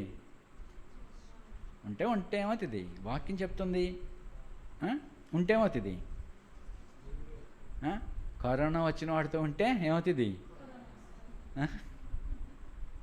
నాకు వచ్చినా మీరు ఎవరు రాలేదు. శ్యామును అడు రవి వీళ్ళు కొద్దిమంది మాత్రం దగ్గరికి వచ్చేసేవారు. దూరంగా పోండి రాని వాడిని. అయితే అంత ప్రమాదం అని తెలుసుకున్నారే, మరి ఈ విషయం తెలియట్లేదా? ఆత్మీయమైన విషయాల గురించి అలాంటి వారికి దూరంగా ఉండు, విముఖుడు అయిండుము, అటు వారిని విసర్జించు. కొద్దిమందిని వారిని గద్దించు, వాళ్ళు మనసు మార్చుకుంటే చేర్చుకో. సో వాళ్ళు నాశనం అవ్వాలని కాదు, వాళ్ళు స్వస్థతపరచబడాలని, వారు మనసు మార్చుకుంటకై కొన్నిసార్లు కఠినంగా ఉండాల్సి వస్తుంది. మతభేదములు కలిగించు వానికి 1-2 మార్లు బుద్ధి చెప్పిన తర్వాత వాడిని విసర్జించు. సో మరి ఈ రీతిగా నేర్పిస్తున్నాడు. కాబట్టి ఇక్కడ సంఘములో అనేక విధాలుగా ఉంటారు. వీళ్ళు ఏం చేస్తారు? వాళ్ళు వాదిస్తూ ఉంటారు. మరి అలాంటి వాదాలు, సంశయాలు తీర్చుకుంటే వాదాలు పెట్టుకోవద్దు. మరి ఎవడు కూడా మిమ్మల్ని తీర్పు తీర్చడానికి అవకాశం ఇవ్వద్దు. సున్నతిని గురించి, లేకపోతే విశ్రాంతి ఏమంటారు, కొలసిలా అంటాడు కదా, ఈ అన్యజనులు యూదులు ఈ మధ్యలో ఎన్నో తేడాలు ఉన్నాయి సంఘంలో ఉండి. మరి ఈ దినాల్లో కూడా సంఘంలో ఉండి అనేక పరిస్థితుల్లో నుంచి వచ్చిన వాళ్ళు సంఘంలోనికి వచ్చి వారి అభిప్రాయాలు ఇందులో నెరవేర్చుదామని చూస్తూ ఉంటారు. దేవుని హృదయానుసారమైన మనసు వారిలో ఉండట్లేదు. దేవుని చిత్తం ఏంటో ఎరగట్లేదు. వారి యొక్క ఉద్దేశములు ఇందులోకి చేయాలని చూస్తూ ఉంటారు. ఇటు వారి వలన సంఘమునకు శ్రమ. ఒక భక్సింగ్ గారు ఒక మాట అన్నారని చెప్తున్నారు, సంఘములో ప్రతి విశ్వాసి సమానమైన వారే. అలాంటి మాట ఏదో ఉంది, నిజమే కదా. అందరికీ ప్రాముఖ్యత ఉన్నది సంఘములో, అందరికీ సమానమైన హక్కు ఉన్నది సంఘములో. అయితే అనగా సంఘం అనగా శరీరం కదా. శరీరములో ప్రతి అవయవానికి ఏమన్నది? సమానమైన ప్రాధాన్యత ఉన్నది. అవునా? ఉంది. మరి అలాగే అని అంటే శరీరంలో ఏ భాగమైనా ప్రాముఖ్యమైనది.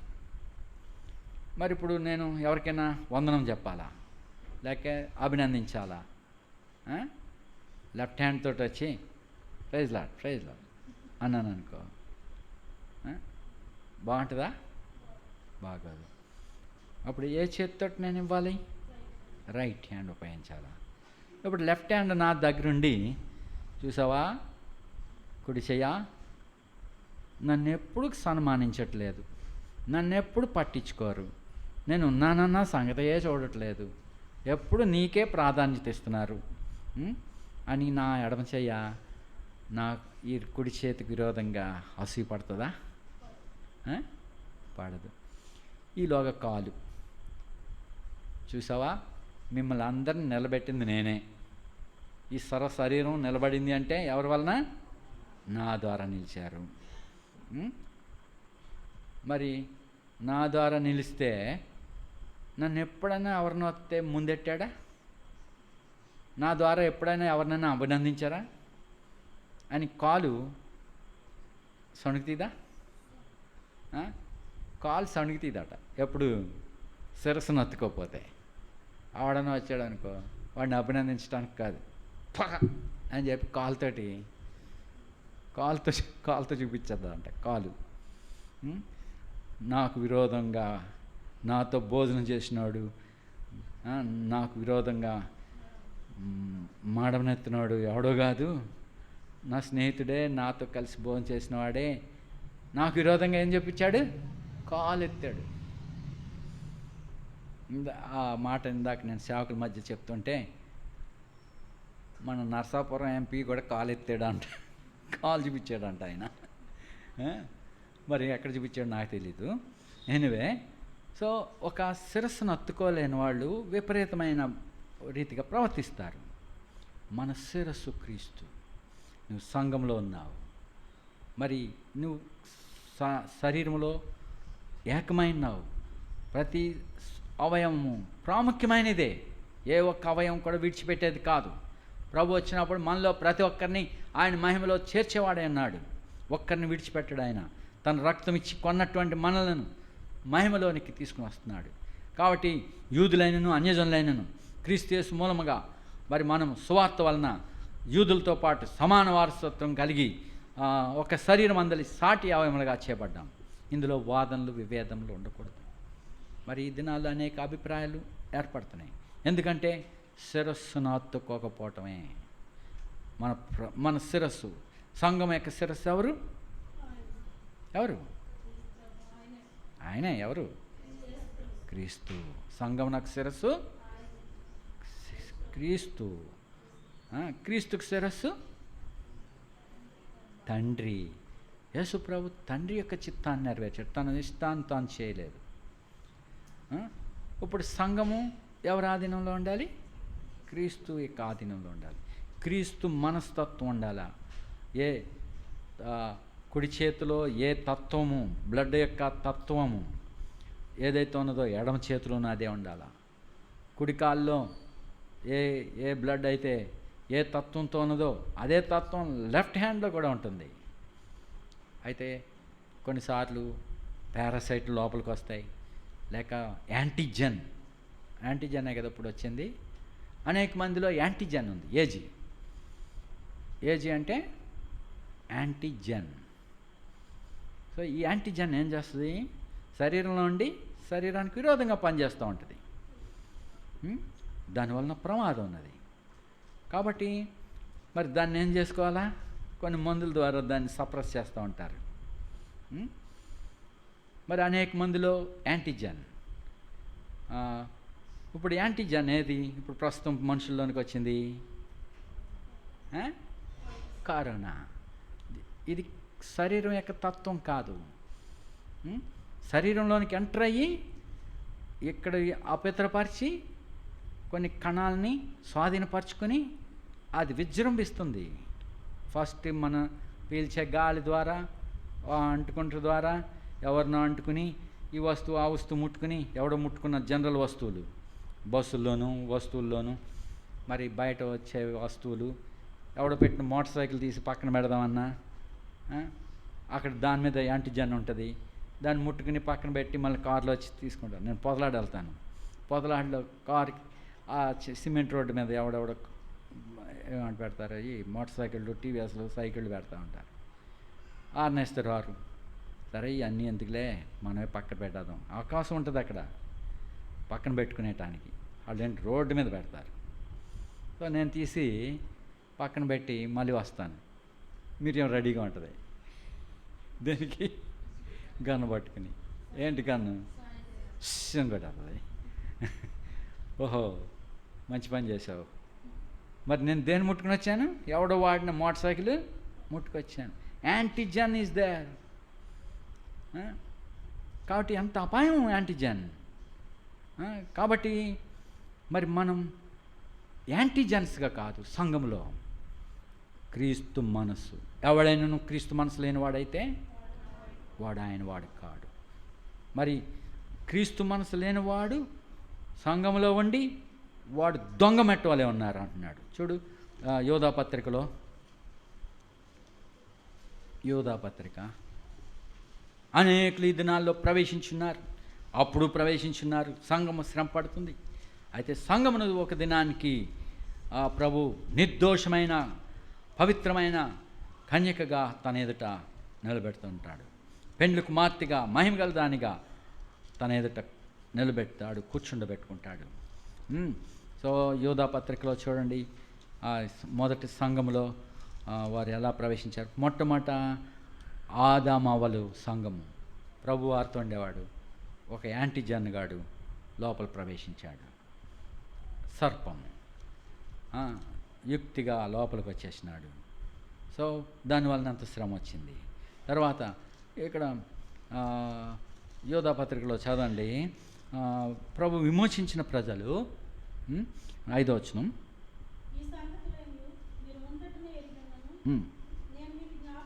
సారీ 4వ వచనం.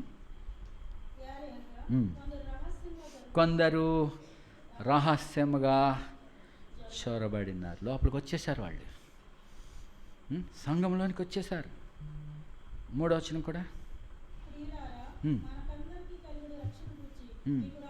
మనకందరికీ కలిగడు రక్షణ గురించి మీకు రాయవాలని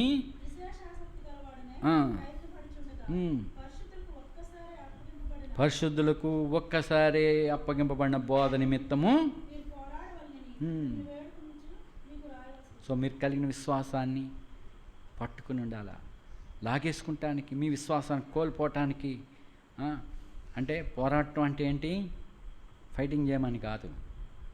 కలిగిన దాన్ని, మన విశ్వాసాన్ని, మన యొక్క క్రమాన్ని విడిచిపెట్టే ప్రమాదం ఉన్నది. సమస్యలు బట్టి సర్లే నేను ఈ ప్రజల మధ్య ఉండను, నాకెందుకులే ఇక్కడ ఈ సహవాసం నాకు అక్కర్లేదు, నేను దూరంగా ఉంటాను, నాకు ప్రాధాన్యత లేదు, ఇలాంటి తలంపులు వచ్చి అపవాది మనల్ని జయిస్తాడు. మరి ఈ క్రమానికి, మనకి అప్పగింపబడిన బోధన నుంచి తప్పుపోవటానికి, మనల్ని పాడు చేయటానికి నిరుత్సాహ పరిస్థితులు వచ్చి విడిచిపెట్టిపోయే ప్రమాదం ఉన్నది. కాబట్టి పరిశుద్ధులకు ఒక్కసారి అప్పగింపబడిన బోధ నిమిత్తం మీరు పోరాడవలనని. యేసుప్రభు పోరాడాడు సిలువలో. ఏం పోరాడా? శిలువలో ఏం జయించాడు? సిలువ వేసేసారు. వాళ్ళకి అది జయించింది. అయితే ఆయన ఏం చేశాడు? సిలువలో ప్రభుని ఇసికించారు, అపహాసం చేశారు. ఎక్కడైనా ఇసుక్కున్నాడా ప్రభు? ఇసుక్కున్నాడు అంటే ఆయన ఓడిపోయినట్టే. ఆయన సహించలేక తన యొక్క వ్యక్తిత్వాన్ని చూపించుకుంటే అందరూ నశించిపోయింది వారే.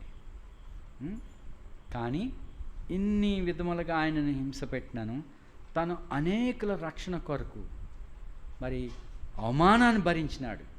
అవమానం వచ్చినప్పుడు ఈ ప్రజలకు నేను ఏ మేలు చేయకూడదు అనేక సార్లు అలాగే నిరుత్సాహాలు వస్తాయి. ఈ ప్రజలకు ఇంకేందుకులే, వీళ్ళని వదిలిపెట్టి వెళ్ళిపోతాం. సో కొన్ని సమాజాలు బట్టి కొద్దిమంది సేవకులు అట్లాగనే ఇసుకుని వందుతారు. అలాగని చెప్పి పోనీ నిలబడితే వీళ్ళు ఈ సంఘంలో నిలిచిపోదామని అంటారు. సో ఇలాగన్నా అలాగైనా వెళ్ళిపోవాలి వీళ్ళు అని వాళ్ళు ప్రయత్నం ఇసిగిస్తారు. అయితే నిందను భరించుకుంటూ అవమానాన్ని నిర్లక్ష్యపెట్టుకుంటూ ప్రభు అయితే మరణం పొందినంతగా విధేయత చూపించి జయించినాడు. ప్రభు అనేకుల రక్షణ కొరకు మరి ఆయన నోటని ఏ దుర్భాష రాలేదు, ఏ విధమైన శాపము పెట్టలేదు, భరించి ప్రాయశ్చిత్తం చేయగలిగినాడు. కాబట్టి మరి ఇప్పుడు మనకి ఇవ్వబడిన బోధ మనం విడిచిపెట్టిపోయటానికి వీళ్ళు మరి ప్రవేశించున్నారు. అయితే మనం గట్టిగా పట్టుకునాలి.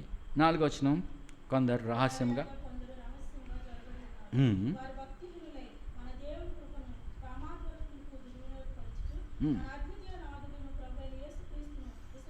వాళ్ళు విశ్వసిస్తారా? ఎవరైనా ప్రభువైన యేసుక్రీస్తుని ఎవరైనా విసర్జిస్తారా లోపలికి వచ్చాక? ఇప్పుడు భక్సింగ్ గారు ఉన్నారు. భక్సింగ్ గారు అందరూ భక్సింగ్ గారి పేరే చెప్తారు. అయితే భక్సింగ్ గారిని విసర్జించారు అంటే ఏంటి? విసర్జిస్తారా ఎవరైనా? ఎవరో విసర్జించరు. అందరూ man of God, the great man of God అని చెప్తారు. కానీ the great man of God appointed 6 elderly brothers.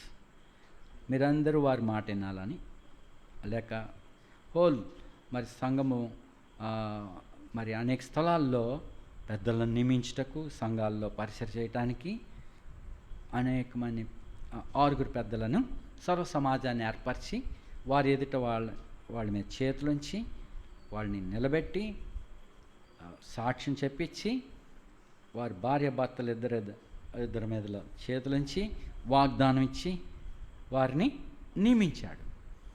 The great man appointed that anointed servants. మరి వాళ్ళకి లోబడలేదు.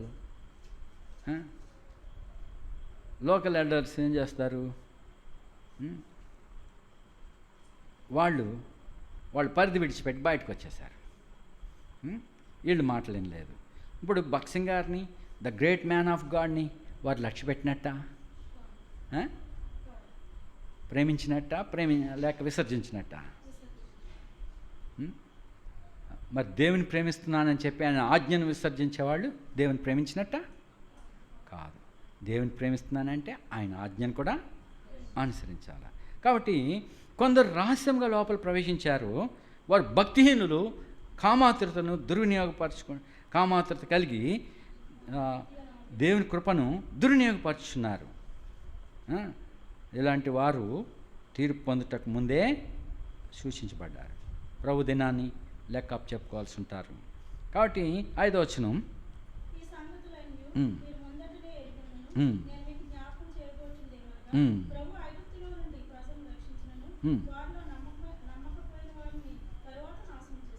చూసారా? సో ఐగుప్తులోంచి ప్రజలను రక్షించాడు. వారిలో అనేకులు నమ్మలేదు. మరి మిశ్రిత జనం లోపలికి వచ్చేసారు. వాళ్ళు వచ్చి మాంసాపేక్ష, లేకపోతే ఐగుప్తు సందడి, ఐగుప్తు తీర్థాలు, అలాగా పండగల లాంటి ఐగుప్తులో ఆడిన ఆటలు, నాటకాలు, దిగంబర డ్యాన్సులు ఇవన్నీ చేయటానికి వీళ్ళు కూడా కోరుకుంటున్నారు. సో మరి ఇలాంటి సంఘంలోనికి వచ్చినప్పుడు ప్రభు ఊరుకోడు. దేవుడు ఇలాంటి వాటన్నిటికి నుండి కడగాల సంఘాన్ని. కాబట్టి కొద్దిమంది వాళ్ళు మధ్యలో ఉన్నారు. ఎలాంటి వాళ్ళు ఉన్నారు? 12వ వచనం,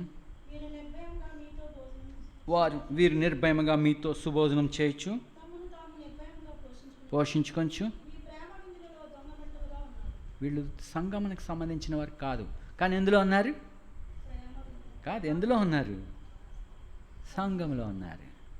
కరోనా శరీరానికి సంబంధించిన జన్ కాదు, అది ఏం జన్? అది యాంటీజన్. ఇప్పుడు మనలో క్రీస్తు నివసించవాలను. ఇప్పుడు మనలో ఎవరు నివసిస్తున్నారు? Anti Christ. అనేక క్రీస్తు విరోధులు లోకంలోనికి బయలుదేరారు. వారు బయలుదేరారు? ఎక్కడి నుంచి బయలుదేరారు? మనలో నుంచే. చూడు, 1 యోహాను 2:18. కడవరి కడియా క్రీస్తు విరోధం వచ్చినని వింటారు కదా. ఇప్పుడు అనేకులైన క్రీస్తు విరోధులు బయలుదేరినారు.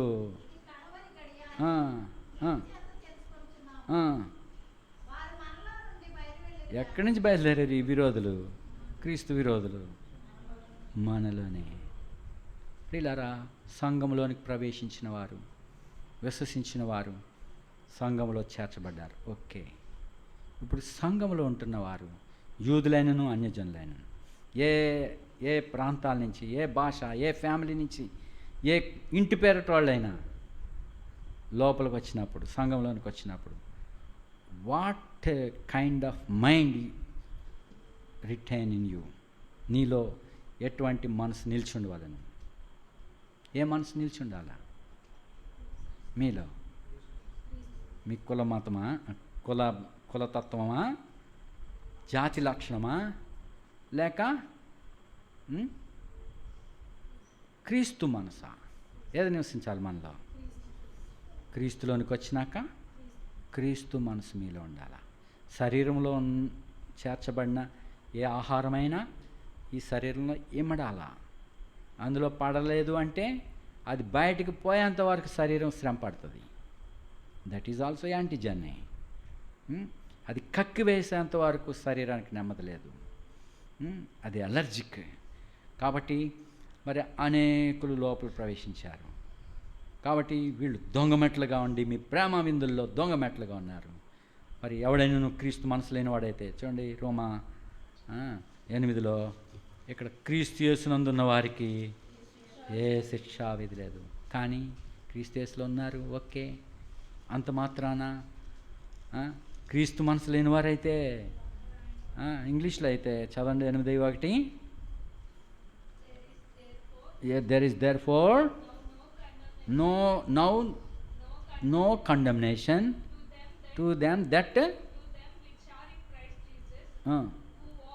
who walk not after the flesh, those who walk after the spirit, not after the flesh. Those who are in Christ Jesus, క్రీస్తు యేసులో ఉన్నాను అని చెప్పేట వారు, they should not walk according to the flesh. They should not behave like carnal people. శరీరానుసారులుగా ప్రవర్తించకూడదు. మరి ఇక్కడ తెలుగులో మనకి ఇక్కడ లేదు, అది ఒరిజినల్ భాషలో కూడా లేదు. హెబ్రూ డైరెక్ట్ లాంగ్వేజ్లో, డైరెక్ట్ గ్రీకులో, ఆదిమ గ్రీక్ భాషలో ఈ మాట లేదు. ఇంగ్లీష్ ట్రాన్స్లేషన్లో, కేజేవిలో మరి అది మనకి గ్రహింపు కొరకు రాయబడింది. అలాగని చెప్పి అది యాడ్ అయింది అని చెప్పుట కొరకు కాదు. యాడ్ చేయటం ఎంత పాపమో తీసివేయటం కూడా అంతే పాపం. గ్రంథంలో ఒక మాట యాడ్ చేయకూడదు, ఒకటి తీసివేయకూడదు. అంత ధైర్యంతో వాళ్ళు ఏక మనసుతో మనందరికీ గ్రహింపు కొరకు ఆత్మ ద్వారా ఆ మాటను అక్కడ రాసి ఉన్నారు, ఒరిజినల్ గ్రీకులో లేకపోయినప్పటికీ. కాబట్టి మరి ఇక్కడ అర్థం ఏంటంటే, క్రీస్తు యేసునందున్న వారు శరీరమును అనుసరింపక ఆత్మను అనుసరించి నడుచుకునే వారి మీద ఏ శిక్ష లేదు. అది తెలుగులో 3వ వచనంలో చదవండి. తెలుగు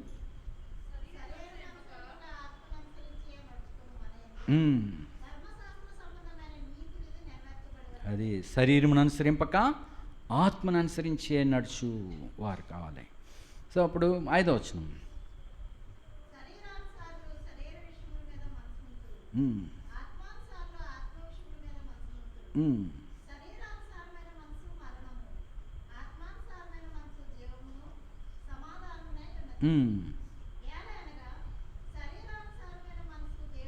శరీరానుసారమైన మనస్సు దేవునికి విరోధం. అది యాంటీ క్రైస్ట్.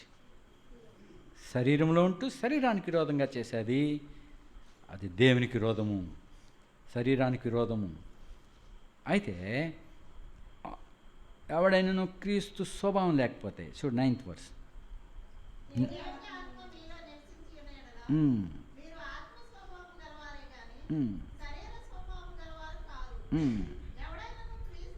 ఎవడైనను క్రీస్తు ఆత్మ లేని వాడైతే వాడాయన వాడి కాడు.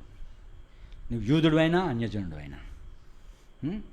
మరి కాబట్టి ఇప్పుడు సంఘంలోనికి వచ్చిన వారు క్రీస్తు యేసు మనసు కలిగి ఉండాలని, ఒక తత్వం కలిగి ఉండాలి.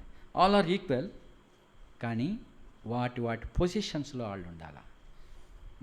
శరీరంలో వాటి స్థానాల్లో ఎక్కడ పెట్టారో అక్కడ ఉండాలి. కాలు వచ్చి ఇక్కడ ఏలాడతానంటే కుదరదు. ఈ లెఫ్ట్ హ్యాండ్ వచ్చి నేను రైట్ సైడ్ ఉంటానంటే అది ఎలా ఉంటుంది చెప్పండి? ఈ ఏలు, ఈ చెయ్య ఈ టైప్కి వచ్చింది, ఈ చెయ్యం ఈ టైప్కి వచ్చింది, అప్పుడు ఎలా ఉంటుంది? వికృతంగా ఉంటుంది, హార్మోనీ కాదు అది. కాబట్టి సంఘంలో ఏ స్థితిలో మనల్ని ఉంచాడో ఆ స్థానంలో ఉండాలి. అంతటికి ఒక జీవం ప్రవహిస్తుంది, అందరి కొరకు ఒక రక్తము ఇవ్వబడింది. ఇప్పుడు అనేకులమైన మనము యేసుక్రీస్తు ప్రభు మూలముగా ఆయన రక్తం ద్వారా సంఘములో చేర్చబడితమే. నువ్వు యూదుడు అయినను అన్యజనుడు అయినను, మరి ఇంకా ఆయా జాతులలోంచి ఆయా భాషలు మాట్లాడేవారు అందరిలోంచి దేవుడు తన రక్తం ఇచ్చి కొని సంపాదించి మనలను రోజులైన యాజక సమూహంగా చేశాడు. కాబట్టి ఇప్పుడు మనమందరం క్రీస్తు తోట చూడాలా. మన సాంప్రదాయాలన్నింటిని విడిచిపెట్టి ప్రభు హృదయానుసారులుగా మనం ఉండవాలను. చూడండి, రోమేలకు రాసిన పత్రికలో మనం చదివిన భాగంలోనికి ఇప్పుడు వస్తున్నాను. ఇప్పుడు ఇంతసేపు ఉపద్ఘాతం చెప్పినట్టు ఉంది, అసలైన దానిలోనికి రాలేదు. కాబట్టి ఇక్కడ మనం చదివిన 15వ అధ్యాయంలో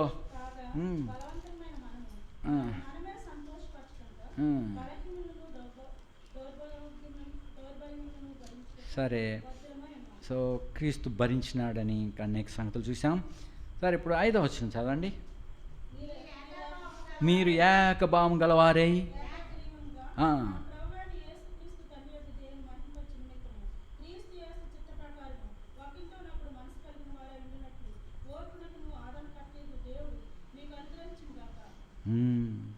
క్రీస్తు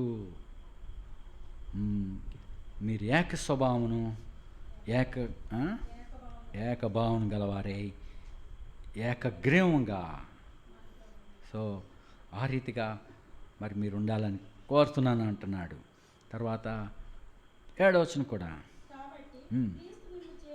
క్రీస్తు మిమ్మల్ని చేర్చుకున్న ప్రకారం. అది వీడు మాలోడు, వీడు మాదిగోడు, వీడు కమ్మోడు, ఇలాంటి భేదాభిప్రాయాలు తీసుకుని వచ్చిన వాళ్ళ you are not after the Christ, you are antigen in the church. కాబట్టి ఈ యాంటీజన్స్ అన్నీ శరీరంలోంచి డ్రైన్ చేసేస్తాడు ప్రభు, సంఘంలోంచి తీసివేస్తాడు, వీటన్నిటిని నాశనం చేస్తాడు ప్రభు. కాబట్టి ఇటువన్నీ నరకాగ్నిలో దహించబడతాయి యుగయుగాలు. కాబట్టి ప్రియులారా, క్రీస్తు యేసు మనసు మీరును కలిగి ఉండండి. ఎవరి కొరకు క్రీస్తు చనిపోయాడో అట్టి చిన్నవారైనా పెద్దవారైనా, బలహీనులైనా గొప్పవారైనా, మరి ప్రేమతో సహించు హెచ్చరిస్తూ వారిని క్రీస్తు స్వభావంలోనికి తీసుకుని వచ్చేటకై క్షమావరీతికరమైన రీతిగా మనం ప్రవర్తించవలను. ఇక్కడ అన్యజనుల గురించి ఆయన చెప్పాడు కదా. చూడు 9వ వచనం లాస్ట్ పార్ట్లో, ఈ హేతు చేత సో సున్నతి గలవారికి సున్నతి లేని వారికి కూడా ఆయన మాట్లాడుతున్నాడు. ఈ హేతు చేత అన్యజనుల్లో నేను నిన్ను స్తుతింతును, నీ నామమును. ఎవరన్నారు ఈ మాట? ఎవరన్నారు ఈ మాట? ఇందా చదివారు కదా కీర్తనలో. ఎవరు? ప్రభు పలికాడు. ఎక్కడ? శిలువలో. శిలువలో సైతం ఆయన ప్రాచిత్తార్థమై మరి ఈ ఈ శ్రమలన్నింటినీ ఈ ఉద్దేశంతో ఆయన ఇటు నిరీక్షణతో మన కొరకు ప్రాయచిత్తం చేశాడు. ఈ హేతు చేత అన్యజనుల్లో నేను నిన్ను స్తుతింతును, నీ నామమును సంకీర్తనం చేయదను. సో అన్యజనులారా, సో సకల జనులు మరి రక్షణ నిమిత్తమై ప్రభుని స్తుతించుడని చెప్తున్నాడు. కాబట్టి మరి ఇప్పుడు ఇన్ని చెప్పి ఈ కన్క్లూషన్లోనికి వస్తున్నాడు. మీరు ఏకభావం కలిగి ఉండండి. సో నేను మిమ్మల్ని పెంచాను. ఎలా పెంచాను? తెస్సలోనికీయులకు అంటాడు, నేను మీకు తండ్రిలాగా ఎలా చేశానంట. నేను కన్క్లూడ్ చేయలేకపోతున్నాను, అయినా సరే ఈ మాట సహించండి. మరి తెస్సలోనికి రాసిన పత్రికలో చూడండి, అపోజిట్ పౌలు ఏ మాట చెప్పాడు? తెస్సలోనిక ఎక్కడ మాట? మొదటి తెస్సలోనిక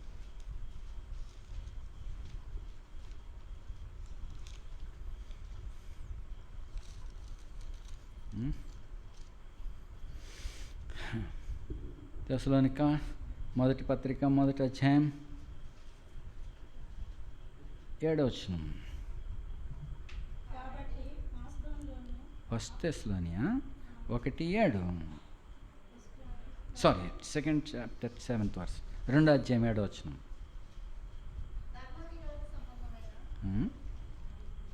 తెస్సలోనిక మొదటి పత్రిక 2వ అధ్యాయం 7వ వచనంలో నో నాకు సరిగ్గా చెప్పలేదా?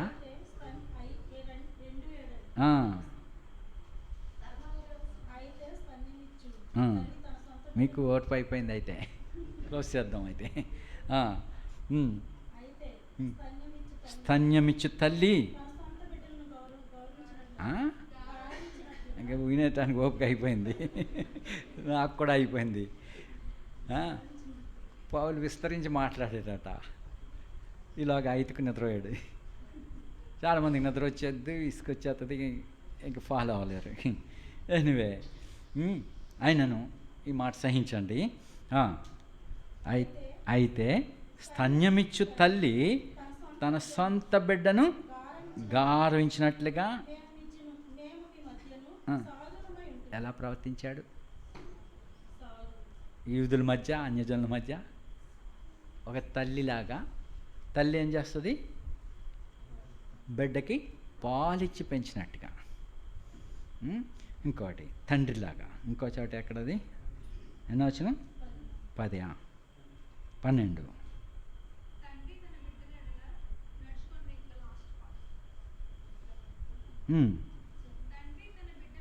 తండ్రి తన బిడ్డల ఎడల నడుచుకునే రీతిగా, తండ్రి తన బిడ్డల ఎడల నడుచుకున్న రీతిగా, మేము భుజాన్ని మోసిన రీతిగా నేను మిమ్మల్ని మోసాను. క్రీస్తునందు అనేక బోధకులు ఉన్నారు, అనేక తండ్రులు లేరు. కాబట్టి ఇప్పుడు ఆ మెచ్యూరిటీకి వచ్చినాక సంఘములో మరి ఆయన ఏక మనసు కలిగి ఉండనని ఎఫెస్సీల్లోను కొలస్సీల్లోను అనేక వాదనలు గురించి, ఎవరికి ఇలాగ అవకాశం ఇవ్వద్దు, ఈ ఛేదన విషయం గురించి జాగ్రత్త, దినాల గురించి ఇలా చెప్తారు, సో మీరు క్రీస్తునందే ఉన్నాయి అన్నిని అని చెప్పి, క్రీస్తునందే బుద్ధి జ్ఞానం సర్వసంపదలు క్రీస్తునందే ఉన్నామని హెచ్చరిస్తూ వచ్చినాడు. కాబట్టి ప్రియులారా, ఈ రోమేయులకు రాసిన పత్రికలు అనేక సంగతులు మనం చూస్తూ వచ్చాము. కాబట్టి సంఘంలోనికి మనం తీసుకురాబడ్డాం. మరి గొప్ప ఉద్దేశం కొరకు దేవుడు మనల్ని ఏర్పరచుకున్నాడు. ఇప్పుడు క్రీస్తు యేసు మనసు కలిగి సంఘంలో మరి తన రాకడ కొరకు మనం ఎదురు చూస్తూ మనం సిద్ధంగా ఉండాలి. కన్యక్క మరి ఎలాగ తాను పెండ్లి కొరకు సిద్ధపరచుకుంటుందో, పెండ్లి కుమారుని కొరకు, అలాగే మన ప్రభు కొరకు అదే మనస్తత్వంలోనికి మనం కూడా సమానంగా రావాలని ప్రభు ఉద్దేశం. అందుకొరకు పరిశుద్ధాత్ముడు ఈ సంగతులను మనకు నేర్పిస్తున్నాడు. ప్రార్థిస్తాం.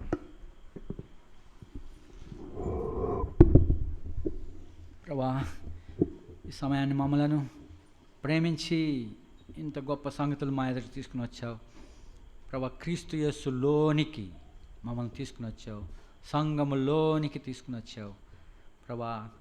రక్షించుటకు, నీతో కూడా సదాకాలం ఉంటకు, నీతో కూడా కూర్చుండబెట్టుటకు మమ్మల్ని ఏర్పరచుకున్నావు. కాబట్టి క్రీస్తు మనసు, ఆ మనసుకు విరోధమైన తలంపుల నుండి మమ్మల్ని కాపాడు ప్రభా. క్రీస్తుకు విరోధమైన ఆలోచనలు, క్రీస్తు విరోధి ఆత్మ నుండి మమ్మల్ని కాపాడు. నీ శరీరంలో ఉండి శరీరమునకు క్షమావధికరంగా ఉండుటకై మాలో ప్రతి ఒక్కరిని ప్రతిష్ఠించు ప్రభా.